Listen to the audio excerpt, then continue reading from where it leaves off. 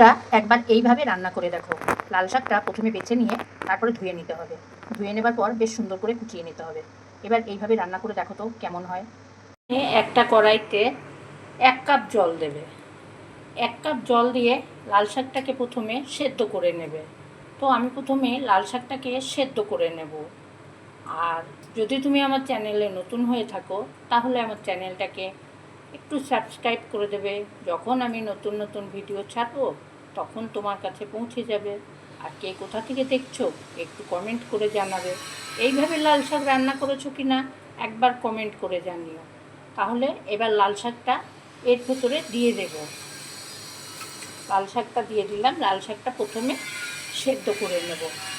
লবণ হলুদ কিচ্ছু দেবো না, শুধু সেদ্ধ করে নেব। বন্ধুরা ঠিকই শুনেছ, আমরা কিন্তু শাক রান্না করলে কি করি, ফোড়ন দিই, ফোড়ন দিয়ে শাক বসিয়ে দিই। কেউ পেঁয়াজ দেয়, কেউ রসুন দেয়, আবার কেউ কালো জিরেও ফোড়ন দিই আমরা, তাই না? এই শাকটা কিন্তু বিশেষ করে আইবুড়ো ভাতের দিনকে তৈরি করা হয়। যেহেতু আইবুড়ো ভাতে অনেক কিছু খাবার দেওয়া হয়, সেই জন্য এই শাকটা তৈরি করা হয়। তো সেই প্যাটার্নে আমি তোমাদেরকে শাকটাকে তৈরি করে দেখাবো। এইভাবে শাক তৈরি করলে বাড়িতে খুব সুন্দর লাগে খেতে। শাক তো আমরা সচরাচর খেয়েই থাকি, কিন্তু একবার এইভাবে রান্না করে খেয়ে দেখবে, খুব ভালো লাগবে। আর শাকে থেকে দেখো আরও জল বেরিয়েছে। শাকটা একদম সেদ্ধ হয়ে যাবে। সেদ্ধ হয়ে গেলে এটা আমি নামিয়ে নেব। আর এর ভেতরে কি কি দিচ্ছি সেটাও তোমাদের সঙ্গে আমি শেয়ার করব, না হলে তোমরা বুঝবে কি করে। তো শাকটাকে প্রথমে সেদ্ধ করে নিচ্ছি। এখানে আমি 100 গ্রাম চীনাবাদাম নিয়েছি। চীনাবাদামটা প্রথমে শুকনো খোলায় ভেজে নেব। শুকনো খোলায় ভেজে নিলে একদম আঁচটাকে, গ্যাসের ফ্লেমটাকে কমিয়ে দিয়ে ভাজতে হবে, তাহলে এটা পারফেক্ট ভাজা হবে। আর শাক আমার ওদিকে সেদ্ধ হয়ে গেছে। এখন আমি শাকটাকে নামিয়ে নেব। চলো দেখো, শাকটা একদম সেদ্ধ হয়ে গেছে। এই যে দেখো, শাকটা একদম সেদ্ধ হয়ে গেছে। এখন শাকটাকে আমরা নামিয়ে নেব। আর আমি জানি আমার বন্ধুদের বলতেই হয় না লাইক কমেন্ট করার কথা। তো জলটুকু শুকিয়ে গেলেই শাকটাকে নামিয়ে নেব। সামান্য একটু জল থাকতে থাকতে নামাবো। মাংস তো সবাই দেখায়, আমি না হয় শাকই দেখালাম, আমার বন্ধুরা শাকই দেখবে। শাকটাও কিন্তু ভীষণ ইউনিকভাবেই তৈরি হবে।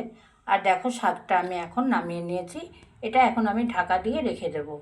এদিকে দেখো, বাদামটা ভাজা হচ্ছে। আর এইভাবে বাদাম ভাজলে বাদামের খোসাটা সব উঠে যাবে, তাহলে শাকে তোমার লাল অংশটা যাবে না। তো বাদামটাও প্রথমে ভেজে নিচ্ছি। বাদামটাও দেখো ভাজা হয়ে গেছে। আর বাদামটা ভীষণ গরম, এখন হাত দেওয়া যাবে না। এটা ঠান্ডা হওয়া অবধি অপেক্ষা করতে হবে। আর এটা হাত দিলেই কিন্তু একদম চোচা ছাড়িয়ে যাবে। আমি দেখাই তোমাদের, হাতের থেকে পড়ে গেল। এই যে দেখো, এটা হাত দিলে হাতে রাখা যাচ্ছে না, এত গরম। হাত দিলে এটার চোচাটা একদম উঠে যাবে। তাহলে আমি একটু ঠান্ডা হলে চোচাটা তুলে নেব। দেখো বন্ধুরা, সব বাদামের খোসা উঠে গেছে। দেখো, এখনও খোসাগুলো আমি ফেলিনি। দুটো হাতে এরকম করে একটুখানি এরকম করলে সব খোসা উঠে যায়। আর এটা যদি আমি তেল দিয়ে ভাজতাম তাহলে এই খোসাগুলো উঠতো না। তো এই খোসাগুলো তাহলে আমার শাকের ভেতরেই চলে যেত।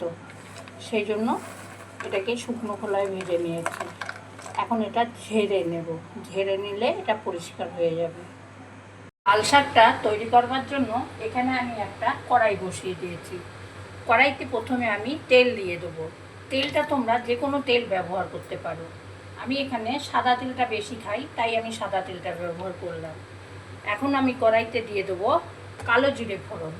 কালো জিরে ফোড়নটা দিলে শাকে একটা সুন্দর গন্ধ বেরোয়। সেই জন্য কালো জিরেটা লাল শাকে খুব ভালো লাগে খেতে।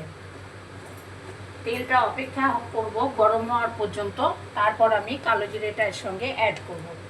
তেলটা দেখো আমার গরম হয়ে গেছে। এখন আমি এর ভেতরে দিয়ে দিচ্ছি পরিমাণ মতন কালো জিরে। কালো জিরেটা দেওয়ার পরে একটু গ্যাসেরটাকে জোর দিয়ে কালো জিরেটাকে 2-1 মিনিট ভেজে নিতে হবে।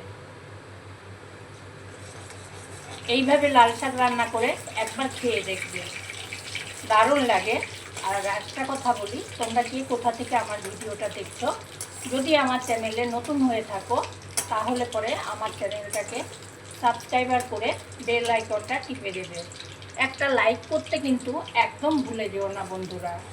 আমি জানি আমার বন্ধুদের বলতে হয় না, বন্ধুদের ভালো লাগলে অবশ্যই করে দেয়। এবার দেখো কালো জিরেটা হয়ে গেছে। যেহেতু আমি লাল শাক রান্না করব তার জন্য দেখো আমি এখানে একটা পেঁয়াজ নিয়েছি বড় সাইজের, আর 4টে কাঁচা লঙ্কা দিয়েছি। কাঁচা লঙ্কা দেওয়ার কারণ, সবুজ লঙ্কা দেওয়ার কারণ হচ্ছে শাকের রঙটা লাল, সেই জন্য সবুজ লঙ্কা দিলে কারণ মুখে পড়বে না। তো এগুলো প্রথমে ভেজে নেবো সুন্দর করে, পেঁয়াজ আর লঙ্কাটাকে ভালো করে ভেজে নেব।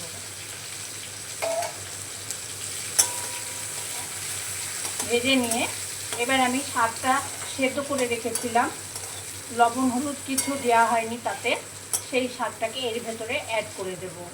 পেঁয়াজটা কিন্তু খুব বেশি ভাজার দরকার নেই, খুব বেশি ভাজলে পরে খেতে টেস্ট লাগবে না, তাই আমি সামান্য ভেজে নেব, কাঁচা গন্ধটা যাতে চলে যায় সেই পর্যন্তই আমি ভাজব। বাদামটা দেখো ভেজে চোচা ছাড়িয়ে রেখেছিলাম, এটা এখন আমি গুঁড়ো করে নেব। মিক্সচারে একবার ঘোরাবো, ঘোরালে এটা ভেঙে যাবে।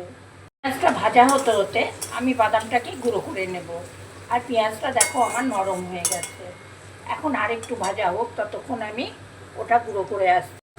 পেঁয়াজটা কিন্তু আমার সুন্দর করে ফ্রাই করে নিয়েছি। এখন আমি ওই যে শাকটা সেদ্ধ করে রেখে দিয়েছিলাম ওটা আমি এখন এর ভেতরে অ্যাড করে দিলাম। এইভাবে একবার লাল শাক রান্না করে খেয়ে দেখবে, দারুণ সুন্দর লাগে। এদিকে আমার বাদামটাও দেখো গুঁড়ো করা হয়ে গেছে, খুব বেশি গুঁড়ো করিনি, মাঝারি গুঁড়ো করেছি, গোটা গোটাও আছে, একটু গুঁড়ো করে নিয়েছি। এখন আমি শাকে লবণটা দিয়ে দেব, লবণটা দিয়ে দিচ্ছি। আন্দাজ মতন লবণ দিয়ে দিতে হবে। সব সময়ের জন্য প্রথমে একটু কম দিবে, কম দেওয়ার পরে টেস্ট করে দেখার পরে আর একবার দেওয়া যেতে পারে, কারণ অনেক সময় আমাদের হাতের মাপটা ঠিক থাকে না, কখনো কখনো বেশি পড়ে যায়, তখন কিন্তু খেতে খুব খারাপ লাগে। তো শাকটা দেখো আমি ঢেলে দিয়েছি, ঢেলে দেবার পর যে জলটুকু আছে এই জলটুকু আমাকে শুকিয়ে নিতে হবে।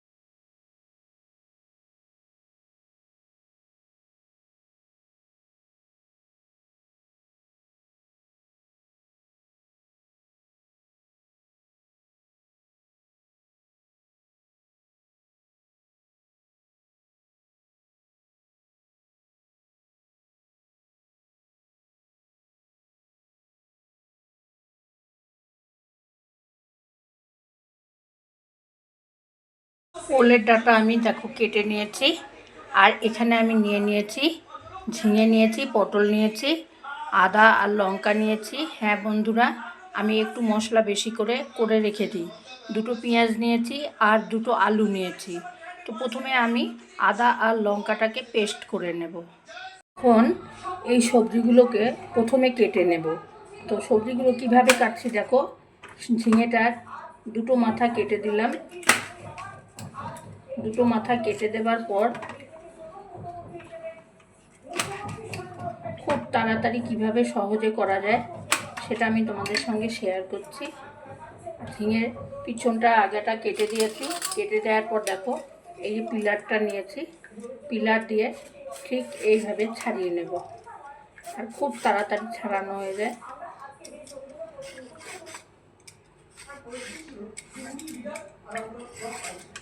এই যে একদম শশা ছাড়ানোর মতন এই পিলার ব্যবহার করো যারা, তারা জানো অবশ্যই। পিলার দিয়ে খুব তাড়াতাড়ি কিন্তু সহজেই আমরা এগুলো পরিষ্কার করে নিতে পারি। এইভাবেই সব সবজিগুলো প্রথমেই ছাড়িয়ে নেব, নিয়ে তারপরে ধুয়ে নেব। ঝিঙেটা বিশেষ করে ঝিঙেটাকে ধুয়ে নেব, কেন ঝিঙে জানি আমরা কাটার পর ধুলে পরে ঝিঙের ভেতরে জল ঢুকে যায়। এই যে হয়ে গেল ছাড়ানো, এইভাবেই পটলও ছাড়িয়ে নেব। ঝিঙে ছাড়ানো হয়ে গেছে। এখন পটলগুলো ঠিক এইভাবে কেটে নিতে হবে, দুটো সাইড। কেটে না নিলেও হয়, কিন্তু কেটে নিলে এটা ভালো হয়। দুটো সাইড কেটে নেবার পর আমি তোমাদের দেখাই, এইভাবেই আমি সবজিগুলো সবই ছাড়িয়ে নেব।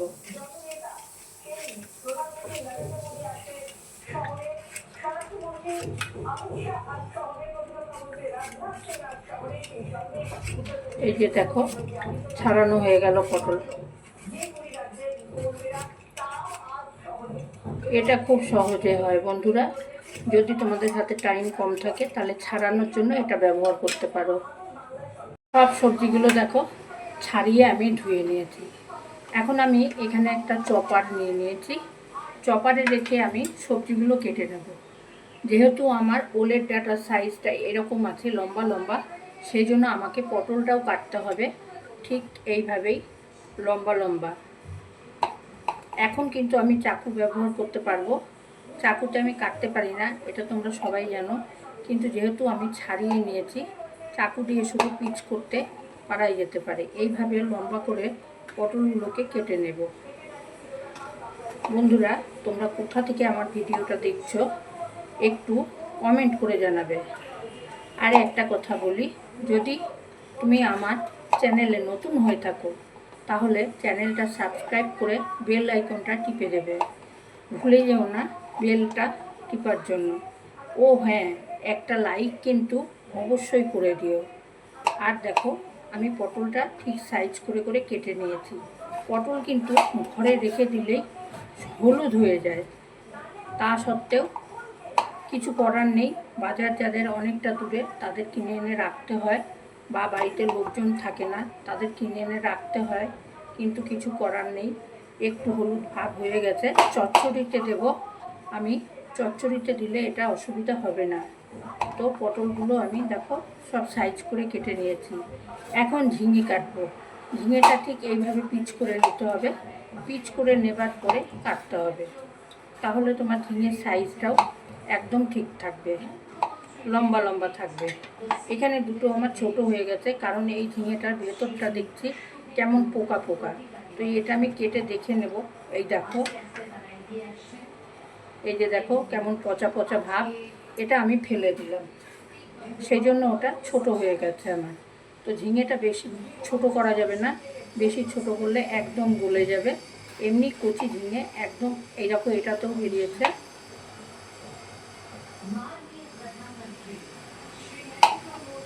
এগুলো দেখে কাটতে হবে, না হলে রান্না করে। ঝিঙেটা দেখো ঠিক এইরকম কাটবে। এইরকম ঝিঙে না কাটলে ঝিঙেটা কিন্তু গলে যাবে। একদম কচি কচি ঝিঙে দেখো, একটু বিছ হয়নি। তো আমি ঝিঙেটা প্রথমে আলাদা করে সরিয়ে রাখবো। ঝিঙে কিন্তু প্রথমেই দেওয়া যাবে না সবজির সঙ্গে, তাহলে কিন্তু সবজিটা একদম গলে যাবে ঝিঙেটা। আর পটলটাও তুলে নেব। এরপর আমি আলুটা কেটে নেব। আলুটা আর পেঁয়াজটা কেটে নেব। আলুটাও ঠিক আমি এইভাবেই লম্বা করে কেটে নেব। আলুটা ছাড়িয়ে রেখেছি, দেখো ভেতরটা কালো হয়ে গেছে। ঠিক এইভাবে পাতলা পাতলা করে কেটে নেব। এইভাবে কেটে নিতে হবে আলুটাকেও। লম্বা করে কাটলে পরে তোমার যে ডাঁটাগুলো আছে লম্বা, তাহলে তরকারিটা বেশ সুন্দর হবে। পেঁয়াজটা কিন্তু বন্ধুরা বেশ মোটা মোটা করে কাটতে হবে। মোটা মোটা করে না কাটলে একদম গলে পাক হয়ে যাবে। আর দেখো পেঁয়াজটা ঠিক আমি এইভাবে মোটা মোটা করে কেটে নেব। মশলাটা আমি আগে তৈরি করে নিয়েছি। এইভাবে মোটা মোটা করে পেঁয়াজ দুটো কেটে নেব। নেবার পর চলে যাব গ্যাসের কাছে কড়াই বসানোর জন্য।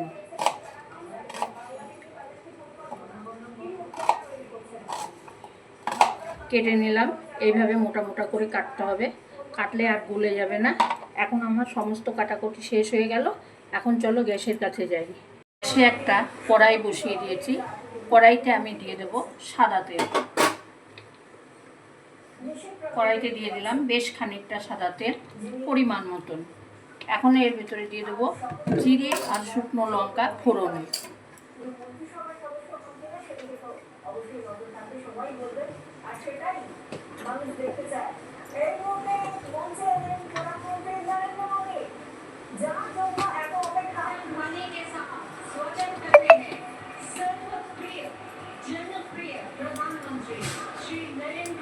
একটা শুকনো লঙ্কা দিলাম,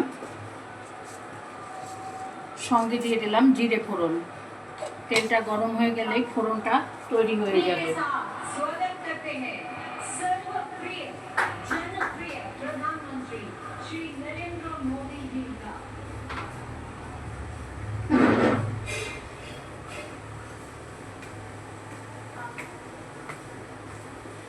আর দেখো ফোড়নটা কিন্তু আমার হয়ে এসেছে। এখন যেটা করতে হবে বন্ধুরা, প্রথমেই আমাকে আলু আর পটলটাকে ভেজে নিতে হবে। আলু আর পটল কিন্তু পটল ভাজলে কিন্তু তেল কালো হয়ে যায়, আমরা সবাই জানি। তো আলু পটলটাই প্রথমে ভেজে নেব।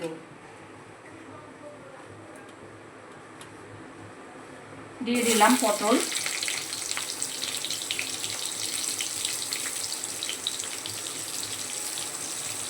সঙ্গে দিয়ে দিলাম আলু।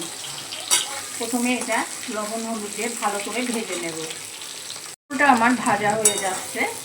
এখন আমি এর ভেতরে প্রথমে পেঁয়াজটা দিয়ে দেবো। পেঁয়াজগুলো এর ভেতরে দিয়ে দিলাম। পেঁয়াজগুলো দিয়ে আবার ভালো করে ভেজে নেব। এই ওলের ডাঁটার চচ্চড়ি কিন্তু পোস্ত দিয়েও করে অনেকে, অনেকে সর্ষে দিয়ে করে, আর আমি করব আদা আর জিরে বাটা দিয়ে। আদা জিরে বাটা দিয়ে করলে এটা কিন্তু আলাদা রকম স্বাদ লাগে।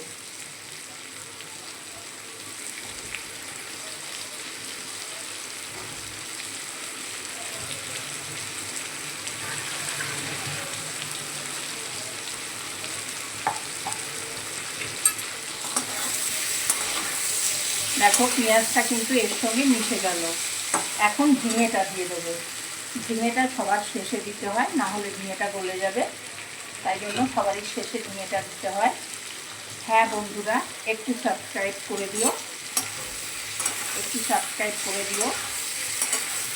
আর এই যে দেখো ঝিঙেটা দিয়ে দিয়েছি, অল্প করে লবণ হলুদ দিয়েছি, বেশি দিইনি। এখন আমি মশলাটা দিয়ে দেবো। মশলাটা দিয়ে দেবো, প্রথমেই দিয়ে দেবো আদা আর লঙ্কা বাটা। আমি কিন্তু অনেক মশলা একবারে করে রাখি, তাহলে আমার রোজ রোজ মশলা করতে হয় না। এই মশলাটা আমার দুদিন হয়ে যাবে। এবার মশলাটা দিয়ে কষিয়ে নেব খুব সুন্দর করে, খুব সুন্দর করে কষিয়ে নেব। সঙ্গে দিয়ে দেবো জিরে ধনের গুঁড়ো। এখন দিয়ে দেবো আরও খানিকটা হলুদ। এবার দিয়ে দেবো কালারটা যাতে সুপার আসে তার জন্য কিছুটা কাশ্মীরি লঙ্কার গুঁড়ো। এর সঙ্গে দিয়ে দেবো আবার লবণ দিয়ে দিলাম। তখন অল্প লবণ দিয়েছিলাম, নাহলে পটলের ভেতরে লবণটা পুরো ঢুকে যেত, পটলগুলো একদম খাওয়া যেত না। তো এই জন্য আমি লবণটা আবার পরে দিলাম। এখন তরকারিটা বেশ সুন্দর করে কষিয়ে নিয়েছি। কষিয়ে নেবার পর এখন আমি এর ভেতরে দিয়ে দেবো ওলের ডাঁটা কেটে রেখেছিলাম। ওলের ডাঁটা কেটে ধুয়ে নিয়েছি দেখো। এবার ওলের ডাঁটা দিয়ে বেশ ভালো করে কষাতে হবে। কষানোর পর এটা আমি ঢাকা দিয়ে দেবো। এখন এটা নাড়াচাড়া করে দিয়ে এটা ঢাকা দিয়ে দেবো 10 মিনিটের জন্য। এর ভেতরে কিন্তু জল দেবো না, একদম জল দিলে তরকারির স্বাদ ভালো হবে না। যদি প্রয়োজন হয় জলের তখনই আমি জল দেবো, না হলে এতে জল দেওয়ার প্রয়োজন নেই। ওলের ডাঁটার তরকারি সবাই কিন্তু মাছ মাংস দেখায়, আমি কিন্তু কিছু অন্যরকম দেখানোর চেষ্টা করি। এখন যে আমার ভাই বোনেরা আছে, আমার বোনেরা অনেকেই আছে এইসব হাবিজাবি রান্না করতে পারে না, তারা শুধু মাছ মাংসই রান্না করতে পারে। সেই জন্য আমি আমার বোনেদের উদ্দেশ্যেই এই রান্নাগুলো দেখাই তোমাদেরকে। এখন আমি এটাকে ঢাকা দিয়ে দেবো, গ্যাসের ফ্লেমটাকে কমিয়ে।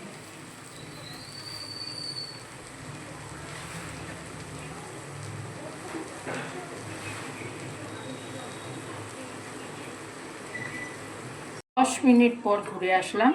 দেখা যাক ঢাকনাটা খুলে কতদূর সবজিটা আমার সেদ্ধ হলো।